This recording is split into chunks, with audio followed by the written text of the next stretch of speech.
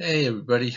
Uh, this particular lesson, I decided to use um, some slides that I usually use when I teach commas, and I think this is an important grammatical punctuation area since I find that most students really, you know, they have problems with this. I don't understand that too well, other than the fact that probably they didn't have good training in how to use commas, or maybe they missed that day in class. I don't know. In any case, I decided to go ahead and do this one. So hope you get something out of it. And I think if you really focus on this one, you'll really get to know how to use the commas. So that's really good. Okay, these are the basic comma rules, and commas are used to separate items in series, set off introductory material.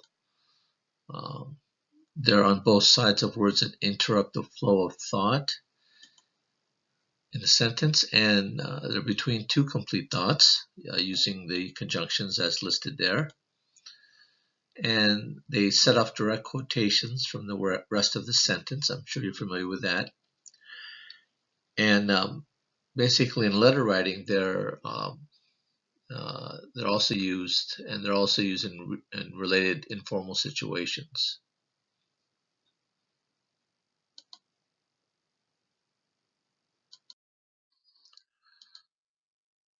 Okay, let's cover the first point there, comma between items in the series. Okay, and here's an example, as you can see there. We have a vivid picture of the Civil War because almost every soldier sent letters, comma, kept journals, comma, or wrote memoirs. So obviously um, that is items in the series separated by commas. Here's another example. Young boys managed to enlist in the military during the Civil War because in 1861 people did not have a driver's license, a school transcript, or a student identification card to prove their age. So again, items in the series separated by commas. Okay, second rule for commas. Uh, use a comma after an introductory word, an introductory phrase, or an introductory clause. Okay, this is all introductory material. Here's an example of an introductory word. Unfortunately, comma, right? So there are a lot of words that you can imagine in English that are introductory words, um, and or phrases, and those you set up by commas. Here's an example of an introductory phrase. After the war. As you can tell, that's a prepositional phrase beginning with after. So after the war, comma. You'll have a lot of examples like that in English, quite a few as a matter of fact. So just keep that in mind. After an introductory word or phrase, you're going to have a comma. Okay. Now here's an introductory clause. We're still in this issue of introduction, right?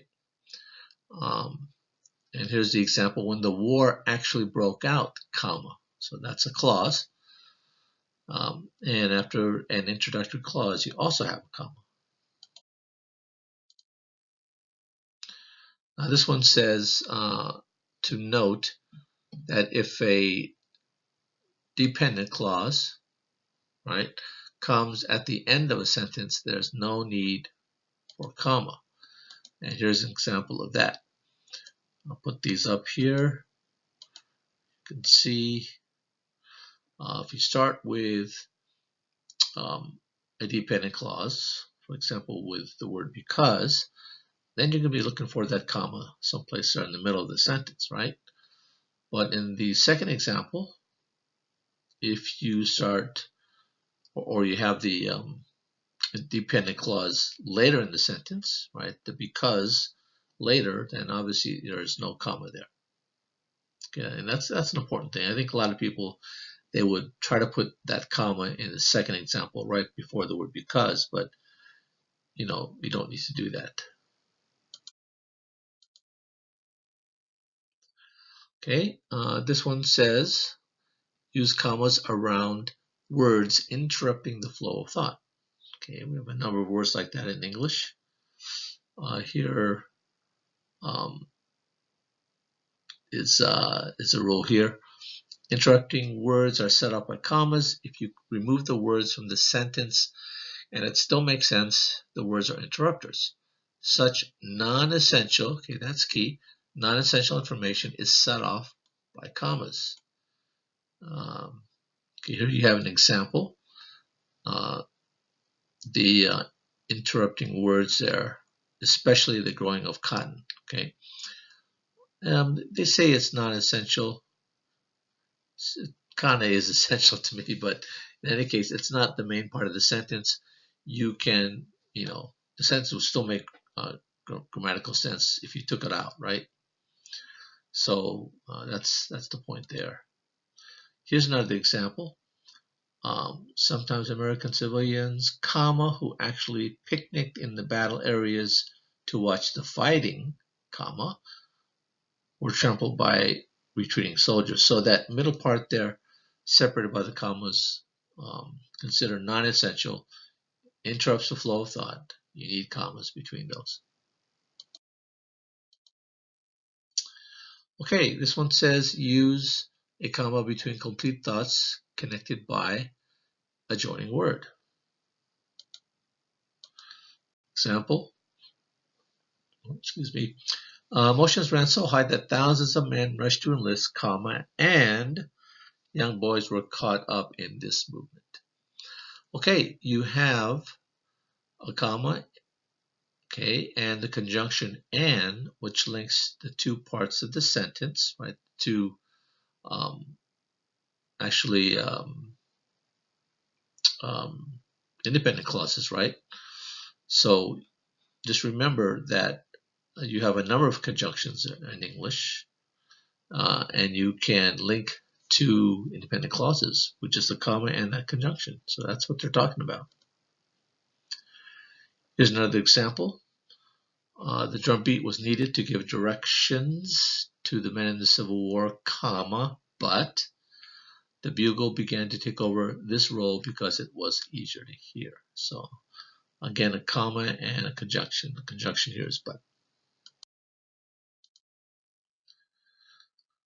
Okay, special note here on this next slide, and it says that there are two distinct uses of the word however, the comma. First, when the word however is used as an interrupter, which we're talking about, it requires the comma. Here's the example. The approval of the parents, comma, however, comma, was rare. So that however in the middle of a sentence interrupts a sentence. So you need to have a commas on either side of that however. When the word however is used between two complete thoughts, okay, both the semicolon and the comma are needed. So it's no longer just two commas, but it's the semicolon and comma. And here's an example. The military easily decided on a uniform color and design, semicolon, however, comma. Producing the uniforms for an entire army was more difficult. So notice the difference there. And the difference really is that the however in the second example is not an interrupter, it's more of a transitional word actually. And it's joining two independent clauses there. Whereas in the first example, there are not two independent clauses. They're just that word, however, interrupting that one clause, if you will, or one sentence in the middle. Okay, moving on here. Use the comma with direct quotations. I think you guys probably remember that rule. The students complained, comma, and then open quote, reading about these boys in the war is very depressing, period, close quote. So notice the comma there before the open quote. And of course, the open quote is a full sentence, so you must have a capital letter starting that. Okay, coming to our last area here, that is, we use commas for letter writing and informal situations. And we're talking about commas with dates, addresses, numbers, and openings and closings of letters, right? So here's an example. That's a date, November 11th, comma, 1918. Another example, there's a number, 270,000. You guys know this, right? And opening of a letter, dear so-and-so, in this case, dear Elise, comma. And the closing of a letter, as you guys know, sincerely, comma. So those are, letter writing in informal situations. Okay, this next slide says avoid unnecessary commas.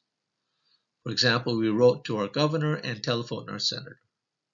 Okay, no need for a comma there.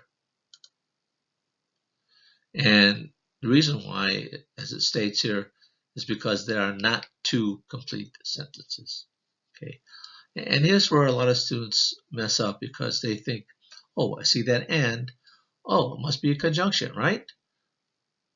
Well, in that case, there are not two complete sentences on either side of that conjunction, and that's the key. If there are two complete sentences, then yeah, use a comma and then the conjunction. But in this case, no. Look at that sentence closely. We wrote to our governor and telephoned our senator. There are not two independent clauses or two complete sentences there, before and after the and, so there's no need for comma. Okay, here's some practice review exercises. I'll go through a couple of these, and you can probably do the rest. Do the commas go in there or not? Right? The answer is the first one, yes.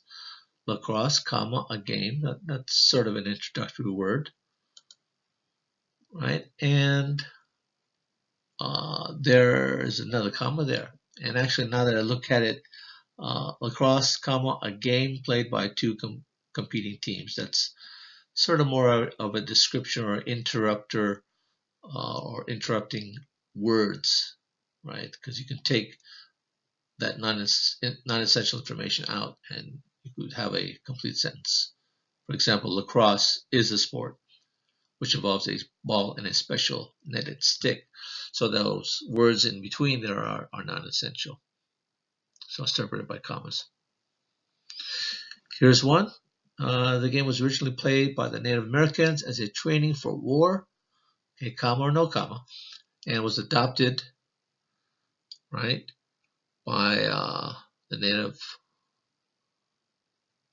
or adopted, I'm sorry, by the French Canadians. So is there a comma there or not?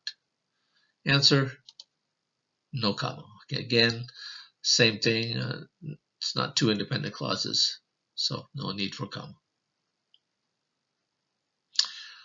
Okay, I think I'll let you guys continue this on your own. I don't need to do an overview here or an overlay with my my comments. I think you can do this practice review and yourself, and hopefully you do well. So again, like I was saying, if you guys can get this presentation with all the comma rules, you should have very little problem using commas because these are the main rules, the basic rules of comma usage in the English language. So good luck in your writing, and we'll see you again later.